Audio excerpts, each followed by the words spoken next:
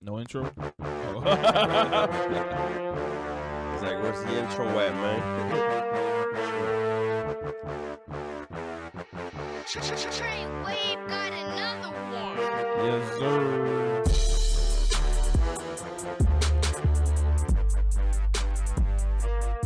Sound a little better today, right? It's like you turned it up. Right? And the bass is kicking.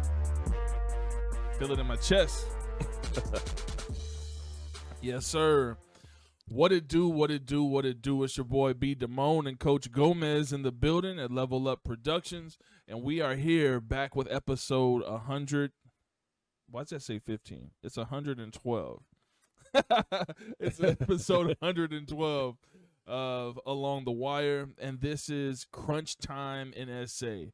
And I don't think it's a better title for the type of football that we're getting from the city and seeing the effort of these young men out there representing their schools and knowing what time it is right now. There's a bunch of schools making moves, schools that are stepping up, and as the games that we went to the past couple days, you were just at one last night. Some awesome football being played here in the city, right? Yep, exactly. Right now, everybody's making that move, especially playoff time. Not all the teams are on the same schedule, Right. So it makes it a little more interesting because they're eager to get into the playoffs. They're like, man, I can't wait to play some playoff football, and the other ones are already in the playoffs. So yeah, there's a lot of great football going on right now, man. Definitely. So what we're going to do right now is continue with that great football and have somebody who is at a very pivotal position on a very I'm going to keep using P's. On a team that is prospering at the moment. We have got Harlan's offensive lineman leader, Marco Sifuente. How are you doing this morning, man? I'm doing good. How are y'all? Awesome, man. Awesome, man. Loved watching you out there this past Thursday night. I'm sorry to forget about this segment. This is the Coffee Convo Corner. Coffee Corner Convo. Coffee Corner Convo. Because being up this early, getting with us, our guests need coffee. It is an early Saturday morning, so Marco, we definitely appreciate your time, and thank you for being on the show, man. Yes, sir. Thank you for having me, for sure. No problem. So just want to kick this off exactly. What is the difference between the offensive line and the performance of last year as opposed to this year? What are some of the stark differences that you're seeing in your squad, just solely on your offensive linemen? Yeah, last year, we this pandemic hit, so we didn't have that much time to bond with each other. So that's for sure a difference. These guys are young, but they're starting to get after it and starting getting the hang of it. And I like where we're going so far. Awesome. So, your leadership right now, what are some of the things that you try to do? Because you just said it perfectly. With the pandemic, you might not have had all the time to get with your guys. So, what are some key things that you try to tell them or that you instruct them on doing with the time that you do have with them in order to help them still grow? Yeah, so during the summer we had little camps or whatever. But I just help them with technique, anything they need. Really, just helping them being even a better human being, honestly. So just everything from technique to even outside of football. Go ahead. By any chance, during that off time in the pandemic, did you all do a lot of maybe studying a video together online? Just kind of go over plays that y'all saw last year that you could help. Hey, you got to pick up this block. How to read linebackers and so forth. Oh yeah, for sure. A lot of Zoom calls with each other, so that really helped. Yeah. Since you said you couldn't see each other physically as much, I think spending a lot of time going over video together may help out in that situation like that. Exactly. Right. So our previous interview that we had was Wyatt Beagle, and his team similar to how Harlan started off the year, didn't start off the way that they had anticipated, right? So, but both teams are rolling right now at the moment. So, my question to you, Marco, is what are some of those differences that you've seen in your offensive line, and knowing how pivotal you are to the Harlan mystique, to the offense, to I mean, you have, I know y'all always hear everybody's names from Spriggs to AJ to Cannon to Molly and now Michael Bell and everybody, but without y'all that stuff doesn't quite click at all.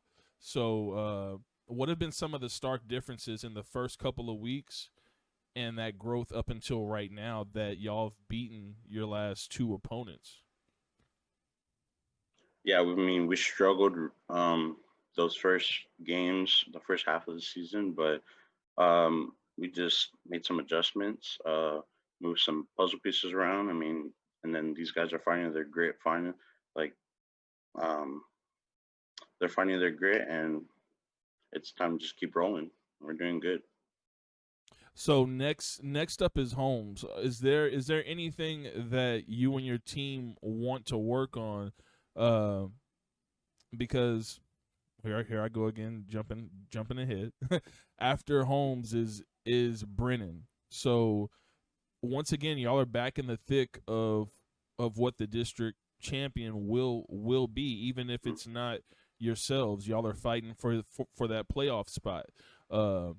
So against Holmes, what are some things that you are looking forward to perfecting and getting your guys ready for the matchup versus Brennan in that Holmes game? Yeah, we're just gonna prepare it's a it's a Brennan, you know. Just work hard all the time. I mean, uh, yeah, that's all I got for that. Okay, good, definitely. So Holmes is gonna get the whooping that Brennan's gonna get, right? Yes, sir. I'm just, hey, Brandon said that. Marco didn't say that. Brandon said that. So yeah, I'm always looking to motivate. So if I talk a little noise, it's on behalf of Along the Wire. So all right. So what is your favorite blocking technique? Playing a little offensive line, I love to pull block. I always say that because I love coming off the line. The first person you see,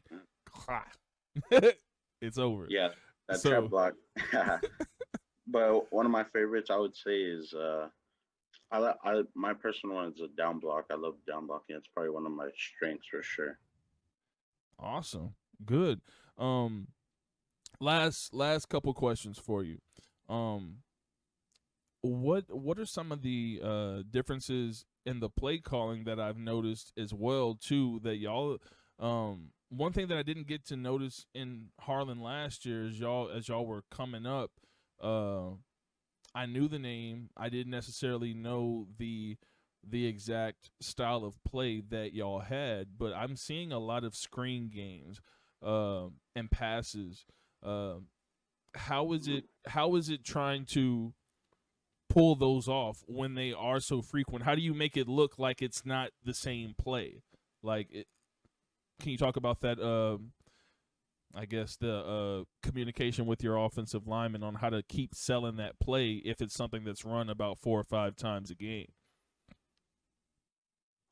Yeah, I mean, we just gotta sell our screens. We just gotta sell them better than it's a pass play, you know. So it's that just selling it will make it work for us. It also helps when you got aggressive defenses coming in, which enables them to run it and execute it well. Right. So if their coaches are seeing that they're hitting hard every time, then those screen plays will execute really well because you got everybody coming in and it's right over their head. Mm-hmm. So it all depends on the pass rush as well and what coaches probably seeing from the press box. Definitely, yeah, and I definitely asked that because I think the first play of last week's game was a screen to AJ. And then I've also seen, I mean, just based off the times that I've seen Harlan plays, they'll come out with different formations, but yet it's a screen, though. You know what I mean? So they'll come out with one set, and then they'll still run a screen out of it, and then they'll come out with a different script set and run a screen out of it. Mhm. But it all depends on what kind of pressure you're getting up front. Right. And the coaches seem to see that and visualize, hey, this is the time to run it. So that's why we're probably seeing a lot of screens. Yeah, exactly how you said. Depending on what they're showing too, then that's exactly what they're gonna call. Yep. All right. So last question. I don't like to be too serious all the time.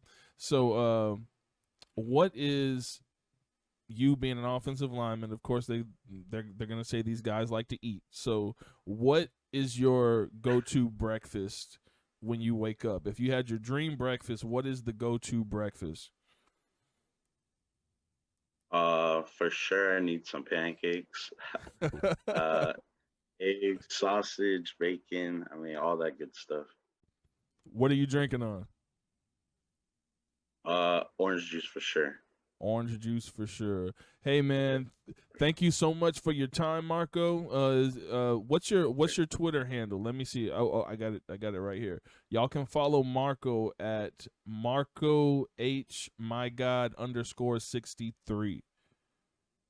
Once again, that's Marco H My God _63. So make sure y'all give him a follow. And make sure y'all follow Harlan Hawks as well, because they are on a roll right now, and they have homes next Thursday, correct? Yes, sir. Next Thursday, that game's going to be at Gus, I think. Yes. Yeah, it's going to be at Gus. And I'm planning on being at that game if possible. I got to check over the schedule as it's coming up. But make sure y'all follow Harlan and y'all follow Marco. And once again, thank you so much for joining us on the Coffee Corner Convo, man. And we appreciate your time. Thank y'all for having me. All right, Sir. no problem. And that was Harlan offensive lineman Marco Sifuente. Thank you once again for coming on to the podcast, and we appreciate your time. That was a pretty good conversation. Yeah. I want to say that people seem to forget about the offensive line. Yeah, but for that's something that I know you keep on my mind, and we never want to forget that offenses can't do anything without the offensive line. Yeah, man, the games are won right there in the trenches. Whoever controls that line of scrimmage is pretty much the ones who end up winning the ball game. Exactly. And the thing about Harlan is it can, with the passes that they make or that Cannon throws and the catches that are made and the runs that AJ has and now De La Garza, you can forget that they aren't just out there running and doing that by themselves. Oh, no, man. I mean, we were there Thursday night, and Cannon had some nice throws, some deep throws. Mm-hmm. And the reason that those were able to happen is because he had the time. Exactly. You know, you and I both saw him. He had some time back there. It was not like he was scrambling and running for his life and trying to get rid of the ball.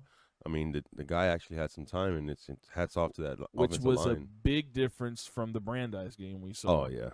Brandeis going to have to work. And that's why I was so glad that it was a better turnout, because I know I went to their previous game and I told you, I was like, that's a different looking offense. Well, that was what, game one? Yeah. Brandeis? Yeah. So, of course, there was a lot of, like he said, they weren't gelling at the time. Exactly. Like Marco was saying, that they had to, get used to each other. Yeah. Just kind of build that bond. And I think the Brandeis game, I mean, we were both there. The way that game ended up, I think they ended up starting to, how would I say, get on the same page late in the game. Right. And then, of course, it gave them that confidence going into the next week, that, hey, we belong here at, was it 6A? Yeah, 6A. And they're doing well now. Yeah. So they got Holmes coming up next, and then after that they got Brennan. So those are the last two games that they have in district, and they have to win out. Yeah. They have to win out.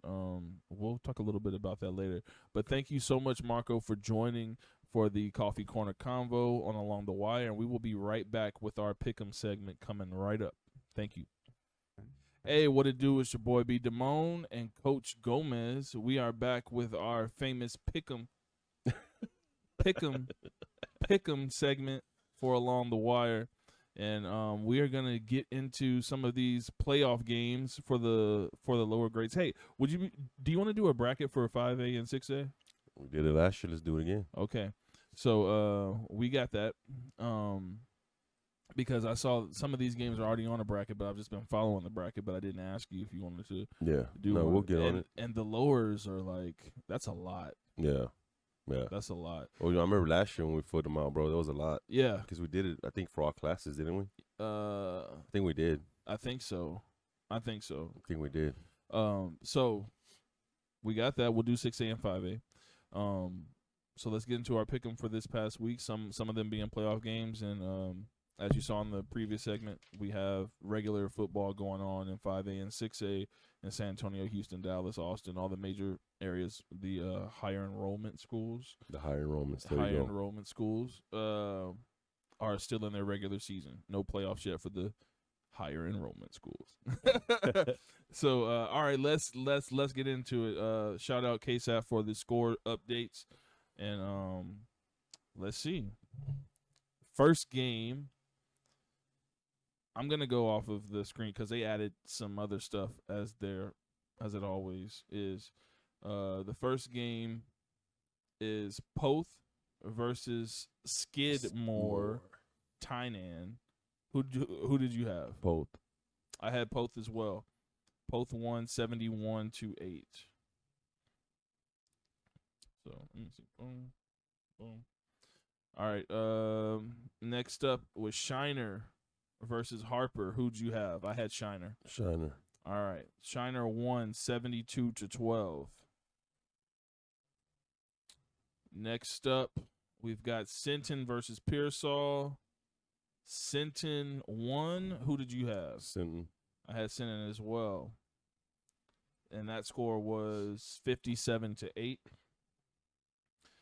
Next up, Brackenridge versus Memorial. We knew who I had because you were copying. No. I was influenced. I was influenced. I was peer pressured. Oh my God. I was peer pressured, and I selected Memorial. I went against never go against your gut. Never go against your gut. And Memorial lost. I'm sorry. Memorial lost 26-25 to Brackenridge. So, yeah, that's it. Harlan versus Warren. Who did you have? Harlan. I had Harlan as well. As you know, Harlan won 26-18. Let's see. Next up, we got Kennedy versus Ben Bolt. That game was canceled. Okay. So we got Ozona versus Flatonia. Who did you have? Ozona. And Flatonia won. Did they? 15-6. Who'd you get? I had Ozona as well. Who influenced you on that one? I just looked at Flatonia's record and I said nah. We got Brownsville St. John's versus St. Anthony. Brownsville. You didn't go with St. Anthony again? No, bro. See, he picks against these San Antonio schools. Who won? Brownsville won 54-27. Who'd you go with? St. Anthony? No, I had Brownsville. Here we go. All right. Next up should be Laredo Nixon Del Rio. Yeah, it should be by the regulars, but it's not reported yet. Laredo and Del Rio, right? Yeah. Yeah, no, they didn't report that one. Jordanton Comfort, huh? Here we go. Jordanton Comfort. Who did you have? Jordanton. I had Jordanton as well. Let's make sure. And that is not reported.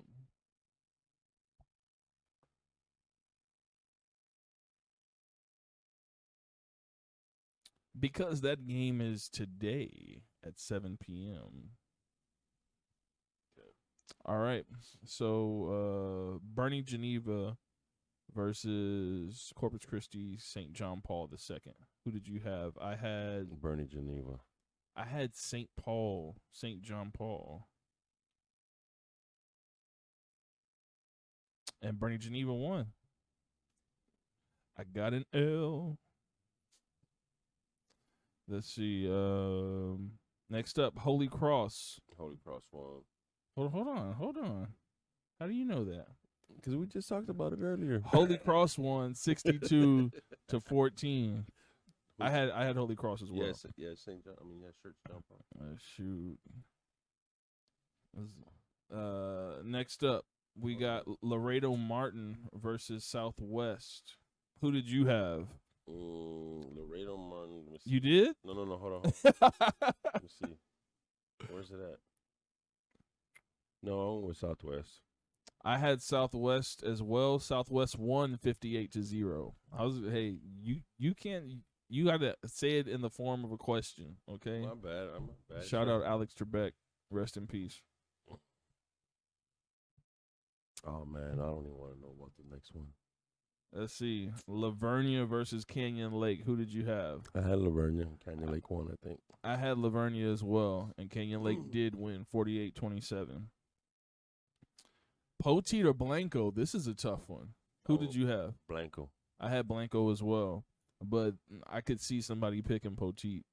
But yeah, Blanco won 35-20. I was paying attention to that one. In my heart, I was kind of pulling for Poteet, but no Strawberry Festival this year. So, Falls City versus La Pryor. Falls City. I had Falls Cities as well, and Falls City won 56-8.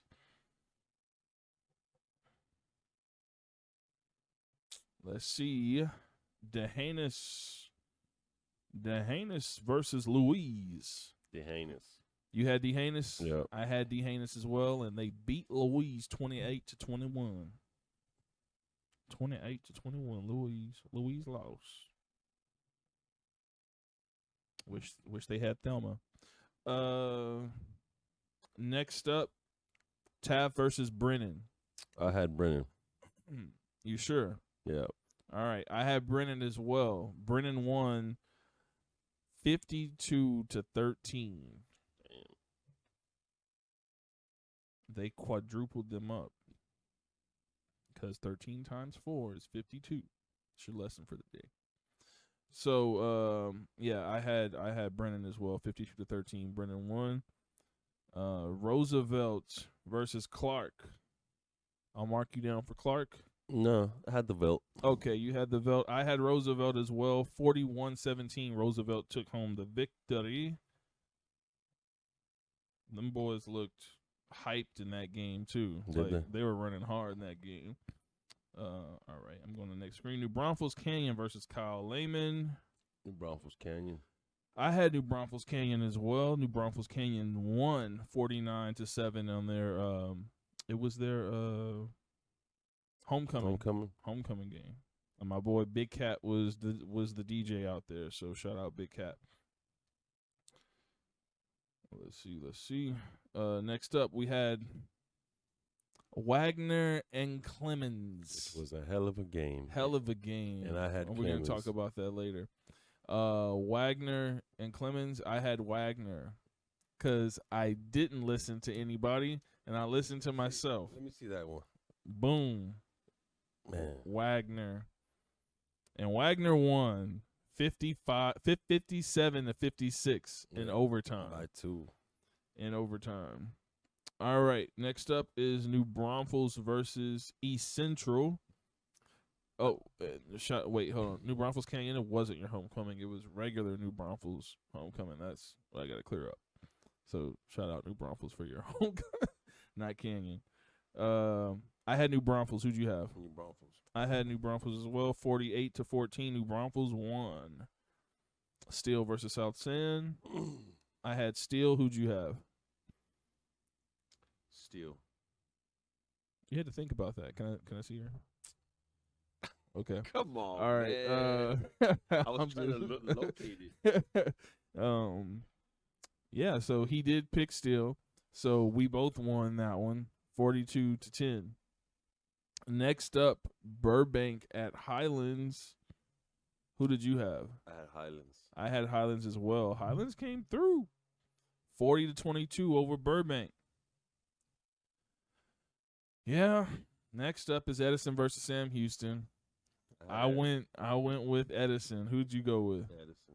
Edison lost to Sam Houston by 1 point. 2 points. No, 3 points. Yeah, field goal, missed field goal to tie it was what happened in the fourth quarter. Oh, they sacked him on the last play of the game too. Sam Houston. Oh, okay. So they had a missed field goal, but the last play was a sack. Edison had it, and they ended up sacking him. That was Darius Govan with that sack. All right. So Lanier versus Kennedy. Who'd you have? Lanier. Lanier won 14-2. Baseball score right there. Baseball score. Who'd you have? I had Lanier. Madison versus Johnson. Who'd you have? I know you had Madison. No, I didn't. What? I had Johnson. Hey, you're going to have a lot of people mad at you. Who did you have? I had Johnson. Okay. I had Johnson. Johnson won that one 42-7. Next up, Lee and Churchill. Churchill. I had Churchill as well. Churchill won 43-7. Next up, we got Sachs versus Katie St. John. Had Sachs. I had Sachs as well. And we both lost. Are you serious? Hey, numbers don't lie. Damn, son. 21-14. Katie St. John, who, gives out W's for Christmas, decided to hand Sachs some coal. Damn, Sachs didn't want to play. They didn't want it. Let's see. All right. Make sure none of these. We missed Seguin McCullum. I don't know if you want to cross that one. Where's it at? It was between the Katie and the Lee game. Lee Churchill, and then it would have been McCullum Seguin. Then it's Katie Sachs. Okay. But they haven't reported those scores. Okay, so I'll put that down for They haven't reported the scores. Now, all right, so who do you have in that one? Seguin. I have Seguin as well. Southside versus Southwest Legacy. Who do you have? Southside. I have Southside as well. MacArthur versus Reagan. Who do you have? Reagan. I have Reagan as well. Marshall versus Stevens. Who do you have? We're going with Stevens, baby. Stevens. I got Stevens as well. O'Connor versus John Jay. O'Connor. Hey, I got O'Connor too. So those are the games that will be played today. Central Catholic versus Antonian. I had Central Catholic. I had Central Catholic as well. Unfortunately, that game got canceled. So, yeah. What are we sitting at right now? You look like a tie right now, boss. You gave up after a tie. while. I think it was too much work for you. You're like, man, it's too much work for me. So we are tied right now. Man, if I didn't listen to you, Yeah. If I didn't go with Clemens, and I would have went with Wagner.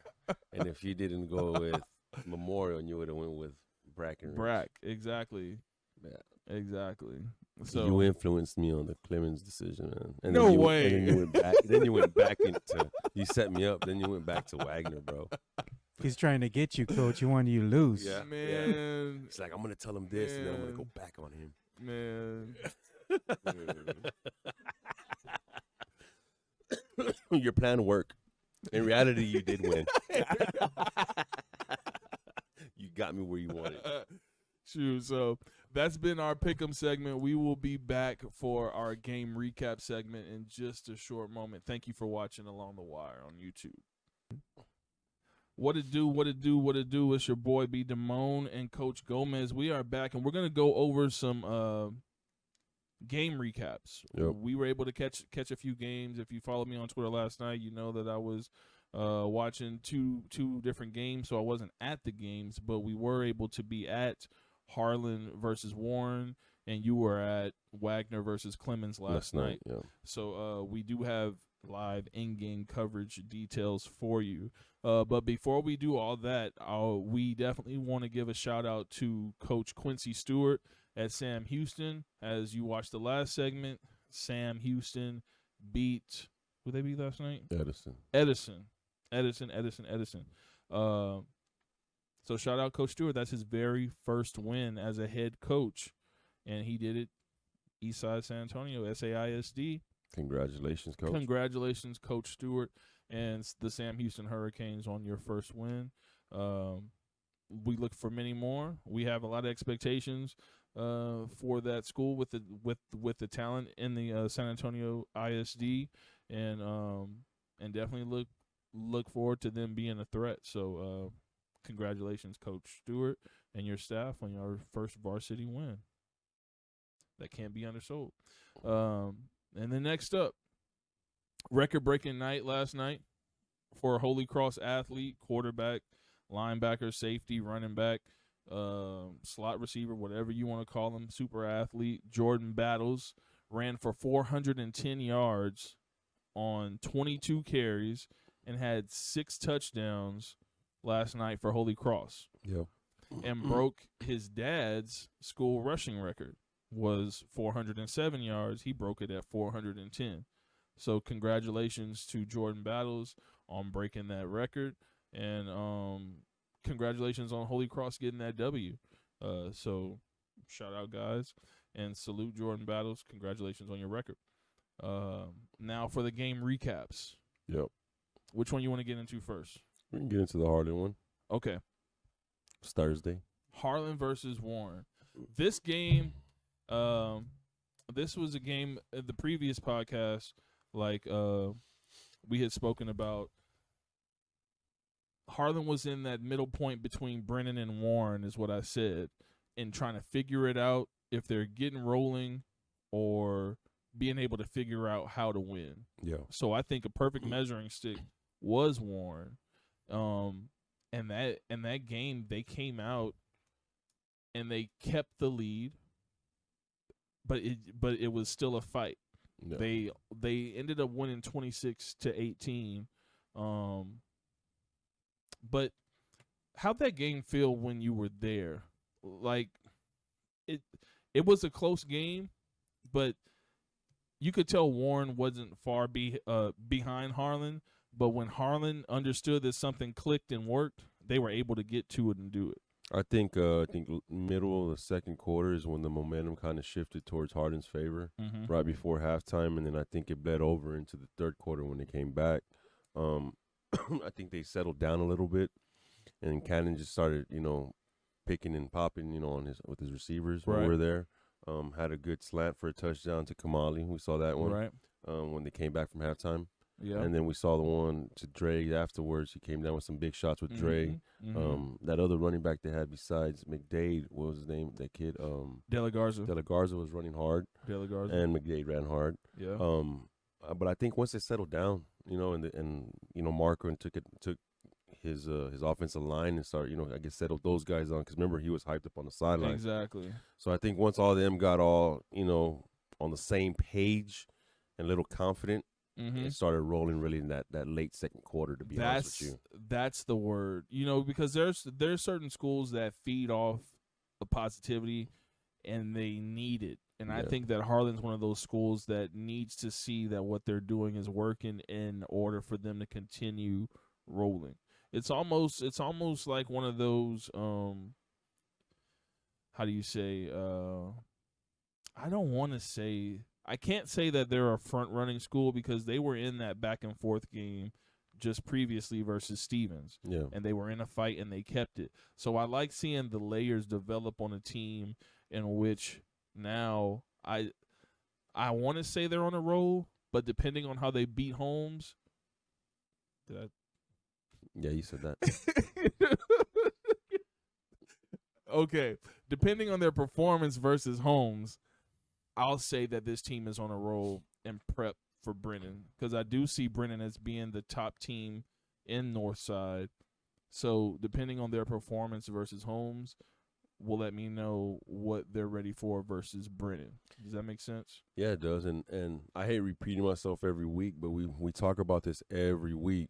And I think when you have an experienced quarterback, that plays a huge role. I mean, I don't want to get off topic, but for instance, last night, Max Domenico, man, that dude took shirts, basically put him on his back last night and kept him in the ball game. Right. Same thing with Harlan. When we're there around Harlan, that machine don't move unless Cannon's moving. Right. You know, if Cannon's on and he's able to run the ball and throw the ball, And he places it. yeah, if he's able to do that, Harlan's rolling. If you just give him time. And it goes back to, like I said, what I was saying. Experienced quarterback have a huge impact, or quarterbacks that know the game of football, who knows how to read defenses, who knows how to keep their team calm. Because, you know, if you see your quarterback panicking, well, guess what? Your damn offensive linemen, receivers, running backs are going to panic. Right. You see your quarterback calm, cool, collective, well, shit, they're going to be like, well, you know what? If our quarterback's cool, then I should be cool. We got this. You know what I mean? Yeah, and you saying that is perfect because before the game, I ran into Cannon, and it was like, you know, like he woke up on a Saturday morning. You know, like he was, hey, you know, what's up? And it was like calm. He was calm. Yeah. So, you know, and guys like that, you know, the reason they're calm is why they put in the time on in the summers. You know, he won the season in his mind back in January. You know what I mean? When Cannon, as soon as they were done with the playoffs, dude was out there practicing Yelva, getting his workouts in. Yeah. You know, doing a lot of weightlifting, playing 7-on-7 just to work on his craft. You know, getting the ball out faster. Little things like that, man. When you start early and you're taking your craft serious and you take your football serious, good things are going to happen. Not only that, your team ends up trusting you because they're like, man, this dude's putting in all the work. Right. I want to follow the lead of him, you know. Right. And then, you know, also shout out because, like I told you before you got to the game, it was like three straight sacks by the Harlan defense. Yeah. Because that defense was able to hold. Because, I mean, 26-18 is a nice score, but it's not necessarily a blowout. Yeah. And, you know, if you hold any team to 18 points, then you're playing some defense. So shout out to that Harlan defense as well. I do see some ways in which they can be deficient and attacked, but if you stop for a second, that defense is going to hone in. They're quick enough to gang tackle and swarm you. So attacking the Harlan defense, I'd say you have to go at them. Yeah. You don't want to try to run to the edges because their pursuit is good. Yeah, they are. You know what I've also noticed too, and they'll build a wall. Yeah, they will. What I've noticed also in covering Harlan a couple of times this year when watching the games is their coaches make great adjustments. They adjust great at halftime. They'll critique some things where most coaches sometimes, you know, they have too much pride and they don't want to change their adjustments. You know, they're like, oh, we just got to execute it a little bit better. Also, I think what goes into that is that they've identified the talent and the skills and want to see what those pieces can do. And they're putting their kids, their skill players in positions to be successful. Right. And I've noticed that from them. So last week it was Michael Bell. This week it was Kamali. And I mean, Dre's always going to do his thing. AJ's going to do his thing, and now you have De La Garza stepping up. But Molly made some catches, and last week it was Michael Bell with three touchdowns. So you know how Cannon was saying they do have extra guys out there. People, even Massey, had a couple of plays. So they are more than just one receiver. Yeah, for sure. All right, so shout out to Harlan. And good game to Warren. Let's talk about Clemens and Wagner. Man, that game started off, you know, Clemens fumble.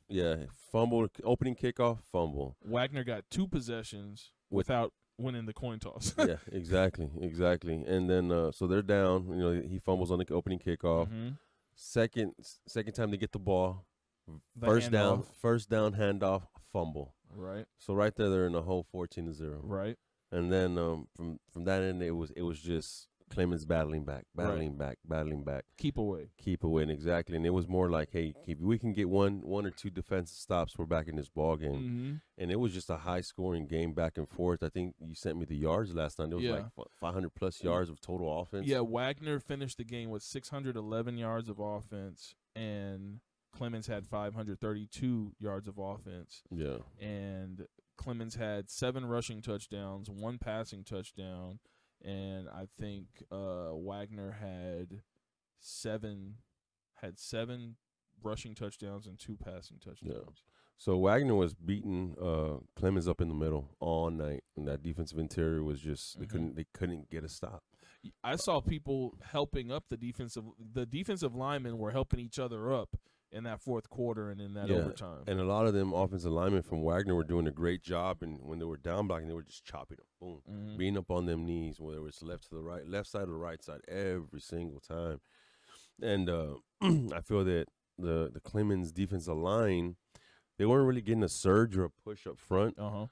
They were doing where they would shift, they would jump from each side of the tackle, kind of like before the pre-snap, they would jump back and forth. In my eyes, I feel like they're not getting enough push going up front, so it would have them stand up. So when they stand up, it's almost like now you're playing linebacker because you're not controlling the line of scrimmage and getting a surge going towards the opposite side. Right. So they would stand straight up, and then at that point, they would get driven back. Which you don't do. You don't want to get straight, because then the offensive line get underneath you. Exactly. Start driving you. Now we're working downfield. Exactly. And that was all game long. And it was just like, I was like, man, it's simple adjustments, dude. Yeah. Simple adjustments. Like, Yeah. quit doing that, moving back and forth, and just plug up your hole. And Even play gap assignment. If you Yeah. play some gap assignment, we have them, cover up the A gap, have the linebackers come and fill in the gaps that are open. I never saw anything like that. And I think if they would have did some kind of gap assignment possibly to kill that middle, because that's where they were getting eaten up. The edges, they played them decent, Right. but it was up the middle where Right. we were getting pounded. Because- LJ was just killing them. Because even when Wagner I saw the first quarter and I saw mid-third and the fourth and overtime. So, but when they did go to the outside, Clemens was quick enough to keep pushing it out. Yeah, stringing it out. Yeah. So, I mean, if they did get those yards on the edge, they had to cut and be daring to do it because it wasn't going to be there. Yeah. So exactly how you were saying, just up the middle. Number 5, what's his name? Is it Bowens? From Wagner, yeah.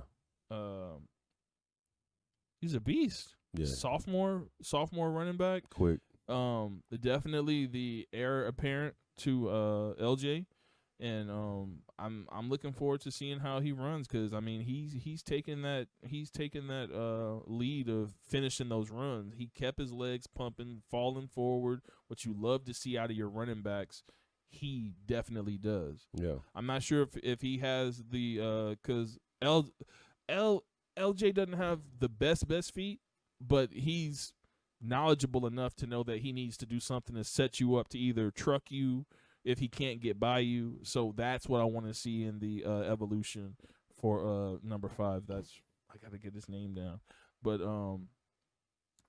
yeah, but overall, I think it could have been easily 21-28-0 if Isaiah Williams would have hit a couple of passes. Right. I think once Isaiah, that's another kid, he has a lot of potential. You're right.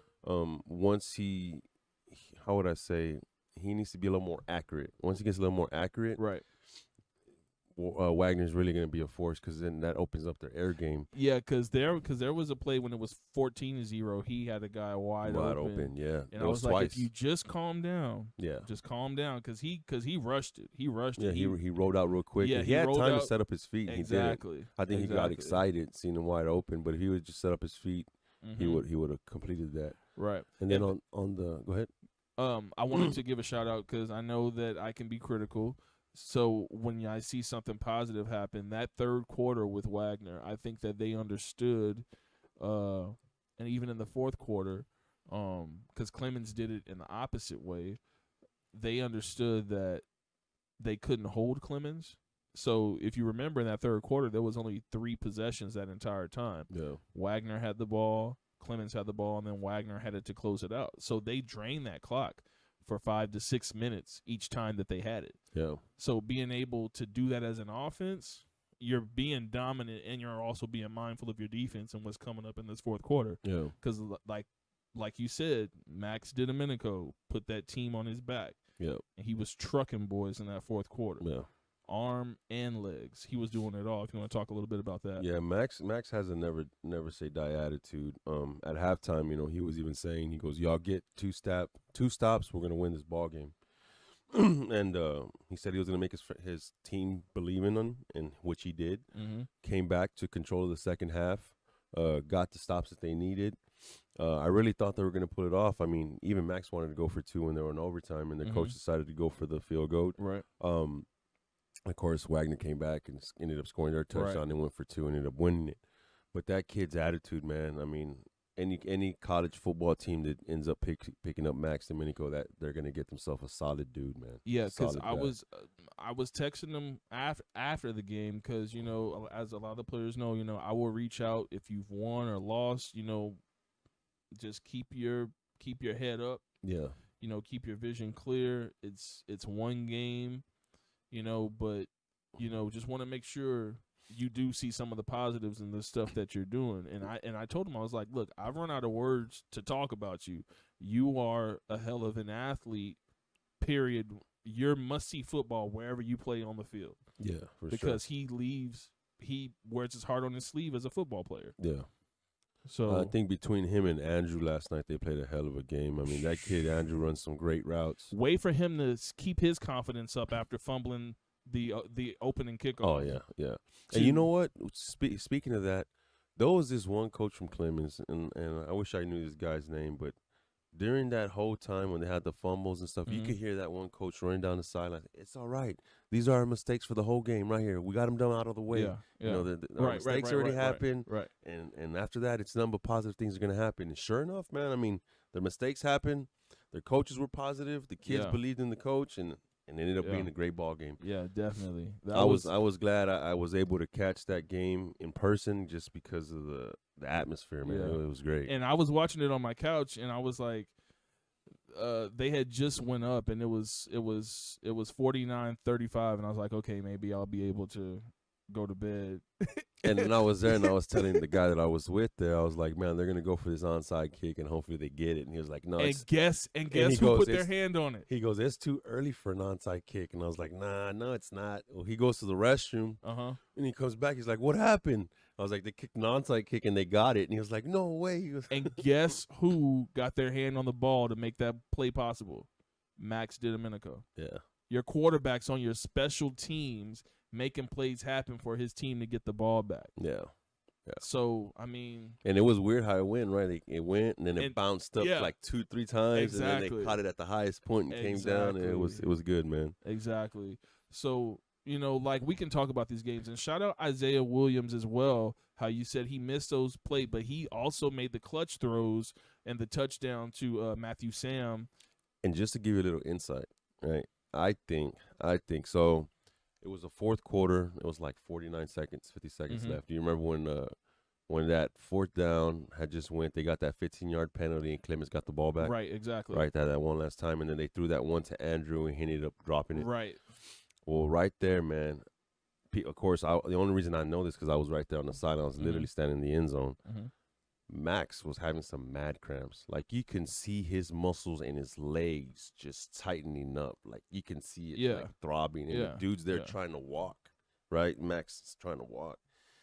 So I look at my buddy, and I'm like, dude, look at his calves. You can see the cramp. Yeah. And he's like, oh, crap, you can see the cramp. Max never came out, bro. No, he didn't. He didn't come out. And I know that affected him on Sunday because he tried to run, and he was running through that cramp. And that dude, he mind over matter type of thing, bro. And if he didn't have that cramp I'm not making no excuses. If he didn't have a cramp in those last 40, 50 seconds, I honestly think they would have had something up their sleeve. Right. Because honestly. they did let the clock run. They did let the clock run, but it was, I know they were trying to win the ball game. And it was still third down. Yeah, it was was, still but third his calves were just, you can see them, just the muscle was just cramping, dude. Yeah, and you could tell that whole fourth quarter after certain plays, he would be kneeling or being still as possible, trying to conserve that energy, because, I mean, he was cracking heads. He was cracking heads on offense. Yeah. And I know they called a penalty on it for the hit against Wagner, and they thought it was dumb, but that is – or the broadcasters I was listening to thought it was dumb, and they're like, oh, Wagner, because like you said, Wagner didn't have a lot of penalties. They only had like maybe 4 all game. So in the fourth quarter, when they got that personal foul going out of bounds, I was like, I'm fine with that because I see a mentality change. And if it's going to affect the defense, then boom. And you just called that, like 4 weeks ago? You're like, how come they always let up? We need to let them know you're there. Against New Braunfels. Against New Braunfels. And when I was texting you last night, the difference between Wagner game last night and Clemens and New Braunfels and Wagner was disciplined yesterday. Yes. They came out from the start of the game. they came out to prove a statement. Yeah. And they just had that attitude. You just could sense it. You And know? I'm not saying to commit personal foul penalties like that, but if you're letting Peyton Driggers run as freely as you did and just letting him waltz out of bounds and get a first down, Peyton Driggers is a different beast than Max DiDomenico. If you're going to go after Max, why the hell aren't you going after Not only that, it doesn't have to be some crazy hit, Yeah. ugly. I mean, it could even just Make be a your shove. presence Yeah, felt. just be a shove or Make something. it- You know, it doesn't make have them to be a think dirty about one. it. Yeah, exactly. Where you're on their mind. Exactly. So shout out to, once again, that's 2 games that we talked about when it sounds like it's no loser. Yeah.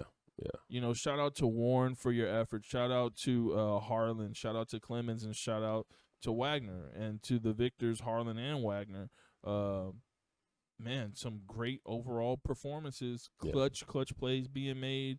And we like seeing our conversations change from the start of the season on certain teams and different situations that we're seeing, even with the coaching. Yeah.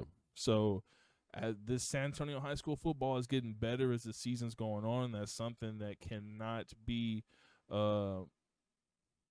underexplained. You know, it's got to be magnified because playoff time's coming up and it's crunch time in San Antonio.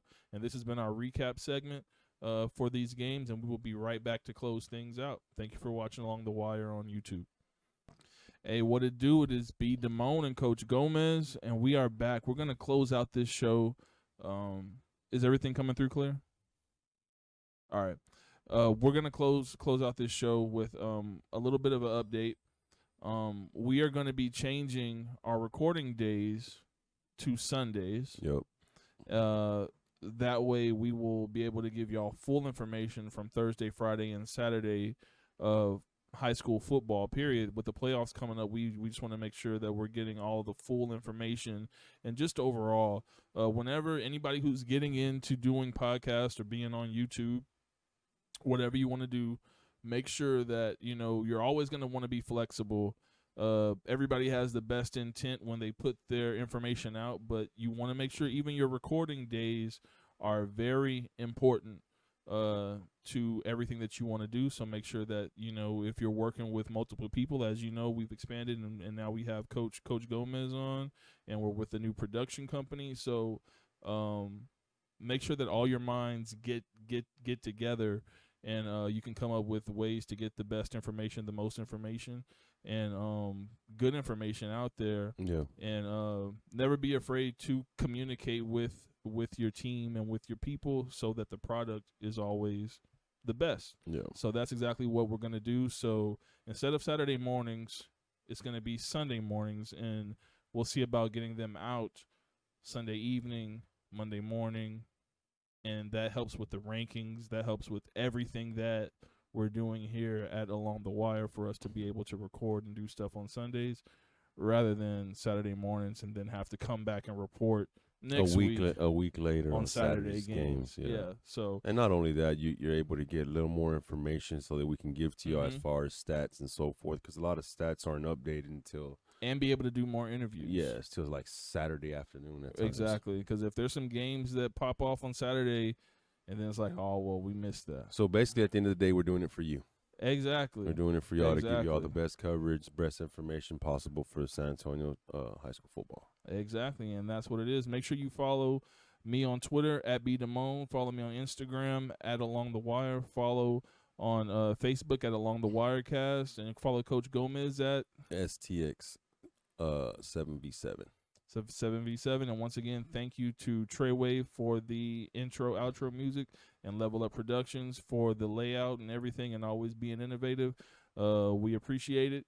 So 210, San Antonio, Yep. Hook 'em, birds up, we're out. Peace.